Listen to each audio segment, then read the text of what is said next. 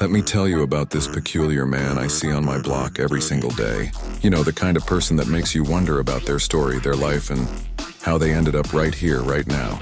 He's there, rain or shine, always wearing the same weathered brown coat, standing on the corner of 5th and Madison. I've never seen him speak to anyone, but his eyes, they tell 1,000 stories. They're kind eyes, the type that have witnessed both joy and sorrow in equal measure. At first, like most people, I hurried past him, avoiding eye contact, clutching my bag a little tighter. But one morning, something changed. I noticed he was holding a small notebook, carefully writing in it with a pencil stub. His handwriting was impeccable, the kind you'd expect from someone who learned penmanship in a different era. Curiosity got the better of me one day when I saw him helping an elderly woman cross the street.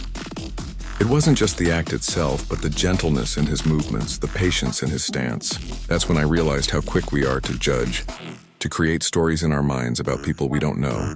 I started bringing him coffee every Wednesday morning. He never asked for it, never expected it.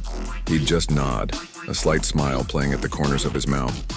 Sometimes I'd catch glimpses of his notebook, pages filled with poetry, observations about the city, about life, about people passing by.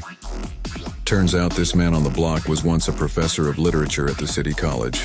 Life took some unexpected turns, as it often does. But he never lost his love for words, for watching the world unfold around him.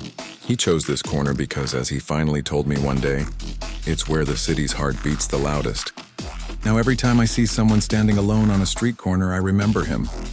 I remember that everyone has a story, a past, a reason for being exactly where they are. Sometimes the most extraordinary stories are hidden in the most ordinary places, in the faces we pass by every day without a second glance.